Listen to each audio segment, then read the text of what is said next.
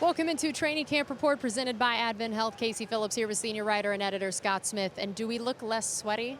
It's because we are. Our favorite practice of the year is here. It is the indoor and it's the night practice. It's our favorite for multiple reasons. One, air conditioning. Two, there are so many fans in the stands. And I don't know, I just feel like this feels special with it being at night. It's the only one like this. And to me, this is just always one of the most fun every year. Yeah, and we're going to discuss in a bit why this is good for the Buccaneers in a couple ways. Yeah, there's always a method behind the madness. Yeah, there's always it's a reason. house. It should be a lot of fun. Yes, and also, in case anyone's wondering, we are potentially going to get run over by giant offensive linemen. I don't know why we always do this right next to all the biggest people. I know, the biggest people. So I'm convinced it's because they want us to get run over. That's what it is every year. It would make all for right. good theater. Well, let's start with some of our news from recent practices and just some updates and things that we've learned. Again, of course, we started the last show talking about how there were reports about David Walker, but now, unfortunately, they have been confirmed. Yeah, he has a torn ACL. He's going to have surgery, out for the season. As Coach Bowles said, he had been making a big impact. That's what makes this one hurt a little bit, because sometimes you might think, well, you can live with waiting till his second season, but he was making a big impact, and I think he was going to be a big part of that rotation, and so it stinks for him, of course, most of all, but for the team. But Todd Bowles says he has to treat it as a redshirt season at this point, so I guess learn as much as you can from the playbook and work on that injury and be ready to go next year. Yeah, and then to your point, though, as much as he was planning on being a big part of that rotation, hopefully, and what they'd seen from him, thankfully, it does feel like that rotation is pretty deep. Is that how the team feels of now, yeah, even without sure. him, they still feel good about that position? Yeah, now, in a typical game in the regular season, you usually have 5 outside linebackers. Man, these guys are getting close. I know. You usually have 5 outside linebackers active. 4 of them play a decent amount, and maybe 1 gets a few snaps. So if you take that as a template, you have Hassan Reddick, who I've heard is having a great camp. You have Yaya Diaby, who just keeps making strides. You have Chris Braswell, who they're really helping makes a big second-year leap. And you have Anthony Nelson. I mean, what more can you say about what he's done? He's good for 5 or 6 sacks every season, and he's just that reliable guy that does everything right. Yeah, steady Eddie every year. So then somebody has to step up to be that 5th guy. Is it Marquise Watts? Is it Jose Ramirez? Somebody like that. So, yeah, I think, barring further injuries, and that's always something you have to worry about at training camp, I think they feel good about their depth. It's just a shame for David Walker. Yeah, and in terms of other injury updates, I know that we've seen that Cade Otton has not been out here the last couple practices. At first, you were wondering, is it just a vet rest day? But then when it was multiple days, you kind of wondered, so what's the news on him? Yeah, he's one of a few guys that Coach Bowles says has a bit of a hamstring strain. You're cautious at this time of the year, and that's the word. Especially with starters like Cade, where you know who he is. Yeah. I mean, what do they always say about Cade? He already knows exactly what he's doing. He's always in the right place at the right time on every single play. So I don't think missing a little time is a big problem for Cade Otton. And, it's given some more snaps to Devin Culp, who apparently has made some splash plays in the first week of training camp, and that's good to see. So, let's tell everyone a little bit about why there is an indoor practice, what about now and why tonight, and the timing of it being a night one and indoors and all of that, outside of just, I'm sure Coach Bowles was thinking of us when he made that decision. Outside of that and him just being so generous to us, what is the reason behind it? I think the timing is the key part here. They've been outside for the last couple days, and it's been very, very hot. Yesterday in particular was record highs for Tampa. And so you lose your legs a little bit after a while. And so coming in here, Mike Evans was talking about it. He's torn because he doesn't like playing on turf, but he does like getting out of the sun. So I think that part of it, Coach thinks will refresh their legs a little bit. And you do it tonight, and then tomorrow is that mandatory Players' Day off. So that's 2 days in a row for them to escape the heat and maybe get their legs back under them for the next set of 3 straight practices, which are all going to be in the morning heat. But also, the idea of practicing at night allows them to rehearse a schedule for a night game. And the Buccaneers have 4 of those on the schedule this year. And it just, when you play the night game, you have to figure out how do you spend your day? Because usually you like to get up, get right into it, right? Yeah, how do you get amped up in time and I warmed don't up? think anybody in this building thinks it's anything other than coincidence. But it is also a fact that the Buccaneers have not fared well in night games over the last 2 years. The Bucs are 0-6, as a matter of fact, in primetime games over the last 2 years. Now, listen, some of the Atlanta game on Thursday night, Bucs were this close to putting that one away, and it got away from at the end. The Chiefs game in Kansas City went to overtime. It's not like they haven't been competitive, but they have lost all 6 of those games. Again, I don't think that's why they're having a night practice. I don't think they have a problem with night games, but it's worth mentioning when you talk about rehearsing for a night game. And so also when Todd Bowles talked not just about why he chose to do this indoor, he was also asked about the idea of replacing Tristan Wirfs for however long that's going to be, and that we'd kind of talked about this last show, but the confirmation that maybe they're not done with that assessment of adding or not to the roster in that spot. Yeah, I think the Buccaneers are looking. They signed a couple guys, as we talked about, including a tackle, but it's a guy that hasn't really seen any regular season action in the NFL. So I think they're still looking around to see if there's any veteran addition that you can make, if for nothing else than some experience depth. So I think they're still keeping themselves open to that possibility of adding a veteran tackle, even though it appears Tristan Wirfs is coming along nicely in his recovery. Another position also where coaches mentioned several times that they could add another player is quarterback. Michael Pratt has not practiced as of yet, and his timetable for return isn't sure, and they might like to have another guy in there, and maybe it's a veteran guy who's seen some action. Yeah, it's going to be interesting to see. All right, we're going to take a quick break here, and if we don't get run over in the meantime, we will be back with more here on Training Camp Report presented by Advent Health. If we told the world 50 years ago that this is what Tampa Bay would become, they wouldn't have believed us. Imagine that. An unproven team in an unproven city, they couldn't see what we saw. The underdog in the unknown.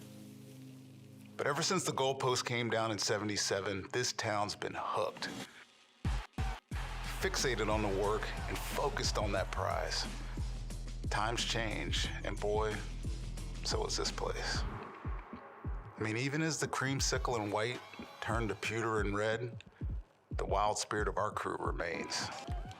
Take a look at the last 5 decades, where the incredible has accomplished the impossible.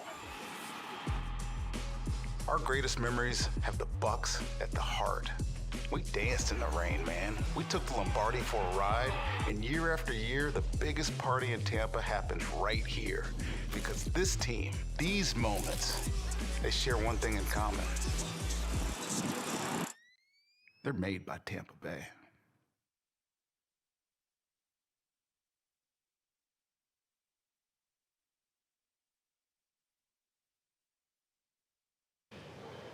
Welcome back into Training Camp Report presented by Advent Health. Casey Phillips here with Scott Smith, and I've decided we are being used to just tell you just how large offensive linemen are.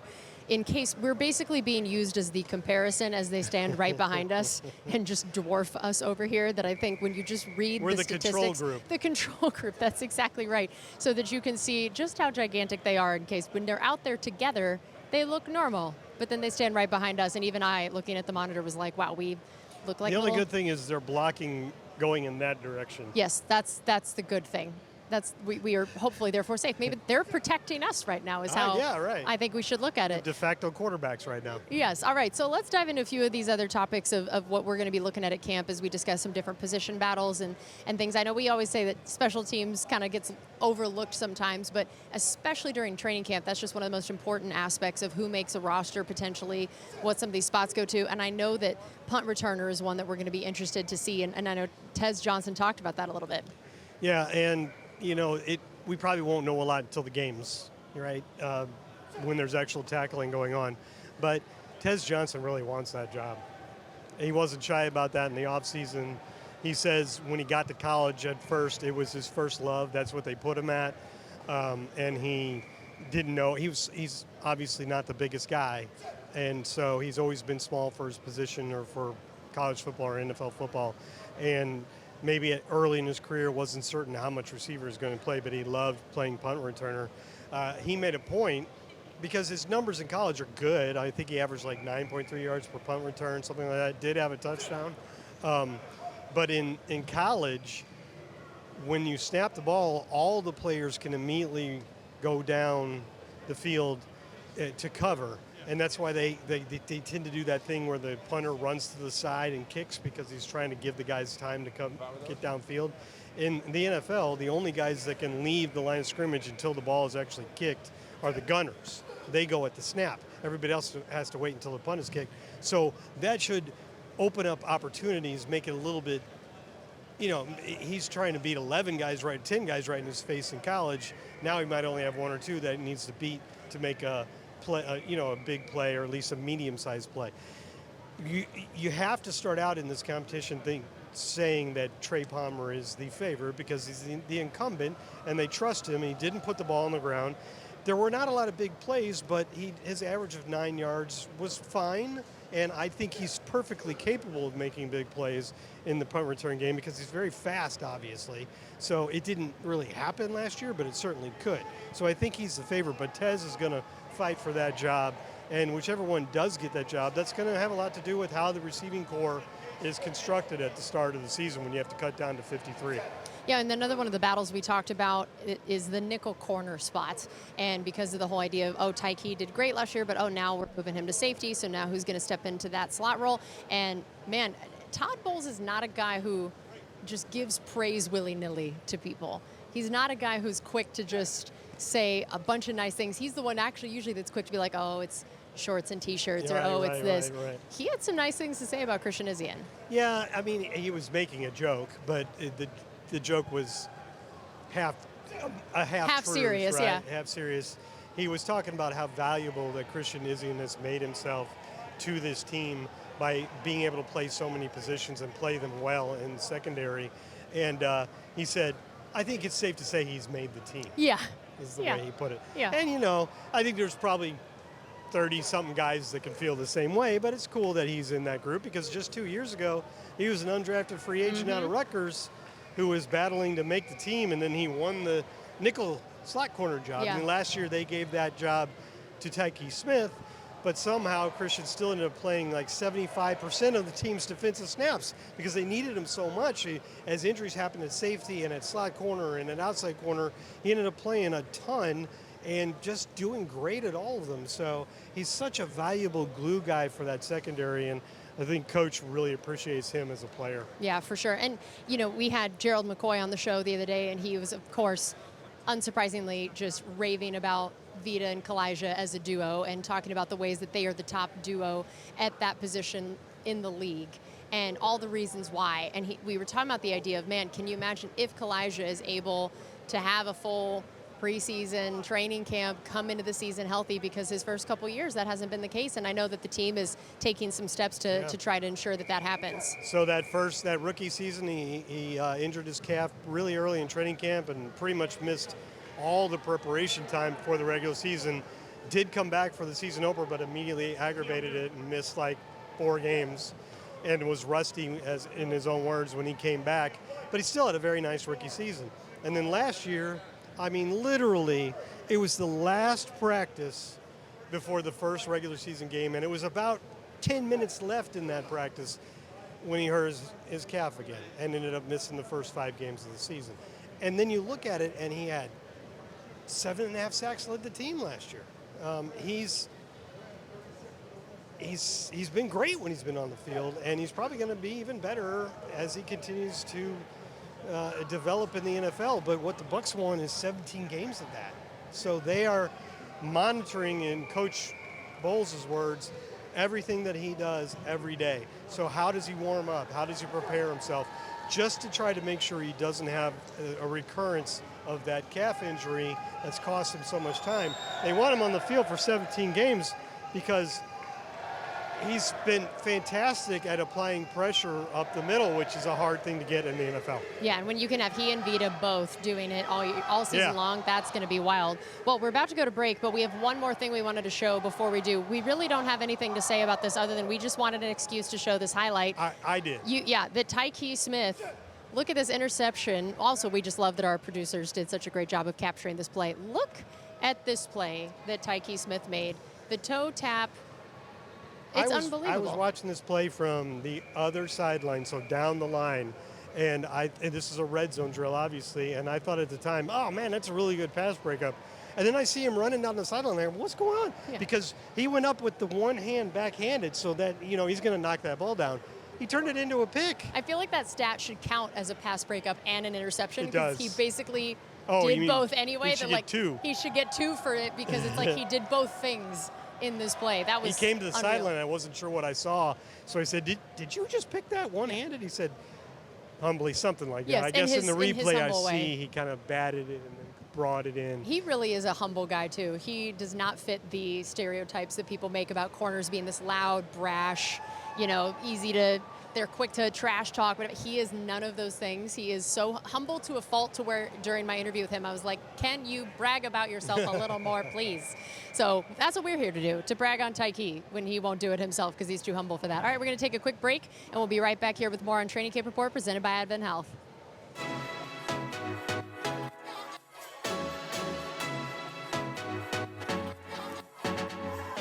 It's a bird, it's a plane on my crashing a party, meet me in the sky. This is that extraterrestrial vibe. Let me know if you feel it, don't keep it inside. Tell me who do it like this. Up in the air like swish. Shoot my shot, don't miss. Tick, tick, we got the people say all the way. Ain't no time to waste. Can you hear me now?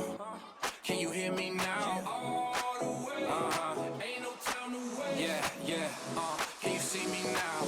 Up to the stars, can you see me now? I've been around the sun, I'm coming down. Yeah. Right now it's just you and me, and we're taking it all the way, all above. Can you see me now? I've been around the sun.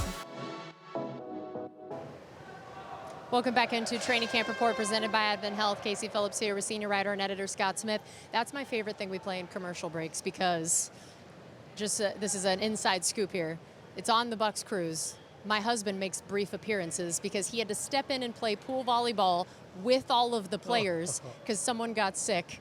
And he was the only person that seemed large enough that he might fit in with the rest of the crew. Fella. And so every time this video plays, it makes me laugh that he gets his little moment of glory. And shout out, was on the winning team, captained by Jamel Dean, who drafted him, who I will forever be indebted to Jamel. So I just felt like every time we play that, it makes me laugh. So as we talk about this team, we talked a little bit about Kalijah Cansey and Vita Vea and just how important they've become to this defense and knowing how much Todd Bowles wants to be able to rush with four, what it means when you can get the push from those two guys.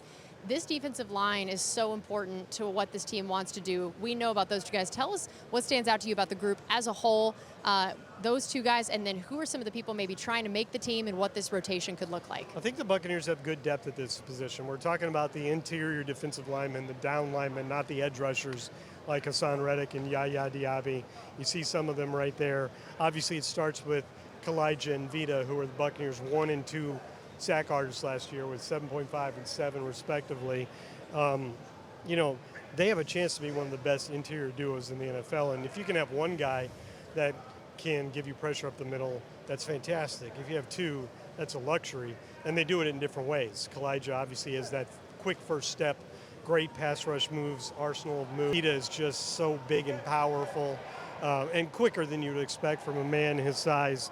Kalijah last year, Vita had his career high in sacks with 7, so it's not like he's getting better. And Kalijah, from year 1 to year 2, even though we just talked about his injury issues, he improved his sack rate, number of sacks per pass rush snap.